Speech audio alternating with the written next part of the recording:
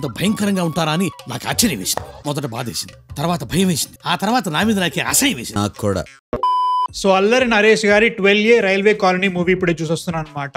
దీని అంత worst movie 2025 లో నేను చూడలేదని ఫీలింగ్ వస్తుంది నాకైతే. ప్రస్తుతానికి ఇప్పుడు చూసాను కాబట్టి నాకు అట్లా అనిపిస్తుంది. అంకుల్ కాలిందా? నథింగ్, ఏమవ్వలేదు.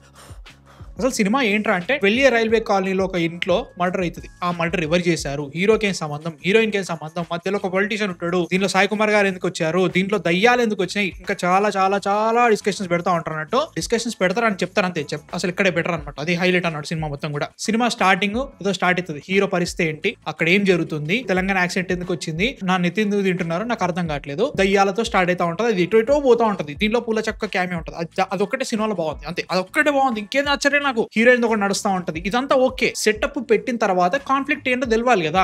ఇంటర్వెల్ దాకా అసలు ఏం జరగదు సినిమాలో, దట్ ఈస్ హైలైట్. ఇంటర్వెల్ వరకు అసలు ఏమీ జరగదు, పాటలు వస్తా ఉంటాయి, అర్థమే కాదు ఎందుకు వస్తుందో. హీరోకి హీరోయిన్ ఒక లవ్ ట్రాక్ నడుస్తా ఉంటది, 2-3 సాంగ్స్ వస్తా ఉంటాయి, దాంతో సినిమాకి ఏం జరిగిందంటే ఏమీ లేదు, చిరాకు లేస్తా ఉంది. అసలు పాయింట్ చెప్పడు, ఆ పాయింట్ కి సినిమాకి అసలు సంబంధం ఉండదు. ఇంటర్వెల్ లో ఒక ట్విస్ట్ ఇచ్చినట్టు అనిపిస్తా ఉంటది. ఆ ట్విస్ట్ నేను లాస్ట్ 30 minutes ముందే ఎక్స్పెక్ట్ చేస్తున్నా, ఓకే ఇది జరగబోతుంది అని చెప్పేసి. నీట్ గా స్పూన్ ఫీడ్ కాదు కదా, పెద్ద గరిట ఉంటుంది చూసావా, గరిట తీసుకొచ్చి గొంతులో మొత్తానికి గుర్తినట్టు ఉంటది, అంత దారుణంగా ఉంటుంది. అట్లా ఒకటేసారి చెప్పేసినా కాబట్టి అయిపోయింది. అమ్మ బాబోయ్ ఏంటి బ్రో ఇది, అసలు యాక్టింగ్ చూస్తుంటే you have Viva Harsha, getup Seenu, Sai Kumar, Jeevan, వీళ్ళందరూ ఓకే రా బాబు, కొత్తలు సరి యాక్టింగ్ చేయరాదేమో అనుకుందాం. అల్లరి నరేష్ యాక్టింగ్ చూస్తుంటే మాత్రం ఏంటండి మీకు ఇట్లా అయిపోయింది అని ఫీలింగ్ వస్తూ ఉంటుంది అనమాట. పోనీ నా ఒకటే క్వశ్చన్ ఏంటంటే, ఇది వరంగల్లోనే ఎందుకు పెట్టాలి ఈ స్టోరీని, బేస్డ్ ఆన్ ట్రూ ఈవెంట్స్ అని పెట్టుకున్నారు కదా, అట్లని చెప్పేసి ట్రూ ఎక్కడైతే జరిగిందో ఆ ఏరియా తీసుకోలే కదా, కొత్త ఏరియా తీసుకున్నారు కదా, ఆ కొత్త ఏరియా ఆంధ్రలో పెట్టొచ్చు కదా. ఎందుకంటే ఉన్న వాళ్ళందరూ ఆంధ్ర యాక్టర్స్ తెలంగాణ యాస ట్రై చేస్తా ఉంటారు, ఆ తెలంగాణ యాస వినలేక చచ్చిపోయినా. వరంగల్ యాస ముఖ్యంగా అల్లరి నరేష్ గారు ఫస్ట్ ఫ్రేమ్ నుంచే తేడా కొడుతుందా అనుకున్నా, సినిమా మొత్తం అదే నడుస్తూ ఉంటది. ఆయన చెప్పే డైలాగ్స్ కి, ఆయన పర్ఫార్మెన్స్ కి, ఇక్కడ జరిగే సినిమాకి ఏం సంబంధం లేదు. ఆ లవ్ ట్రాక్ కూడా నడుస్తూ ఉంటది భయ్యా, నిజంగా అసలు ఏంట్రా అనే ఫీలింగ్ వస్తూ ఉంటుంది అనమాట. అండ్ ఆల్సో ఈ సినిమా రాసింది పొలిమేర అండ్ పొలిమేర 2 డైరెక్టర్ ఎవరైతే ఉన్నారో ఆయన రాశారనమాట.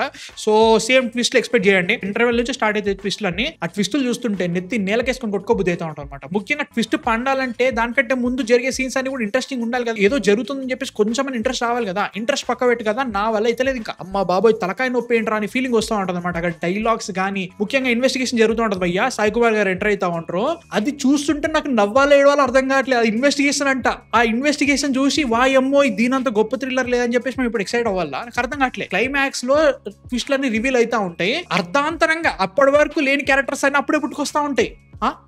ఏంద్ర ఇది అనే ఫీలింగ్ వచ్చింది నాకు స్టార్టింగ్ సినిమా మొత్తం కూడా. పోనీ నాకు ఒక ఎలిమెంట్ పెట్టినా, ఆ ఎలిమెంట్ ని సరిగ్గా చూపించినా అంటే చూపెట్టలేదు, దానికి దీనికి సంబంధం ఏంటంటే అంటే అర్థం కావట్లేదు. కుందన్ బాగ్ ఇన్సిడెంట్ ఎవరెవరికి తెలుసో తెలియదు కానీ, దీనికంటే ముందు ఏజూడ్ మొన్ననే లైక్ 2 to 3 weeks ముందే ఆయన పెట్టారనమాట వీడియో. ఆ వీడియోకి దీనికి సంబంధం ఏంటో అనుకోకండి, మీరు చూస్తారు మీకు అర్థమైపోతా ఉంటది.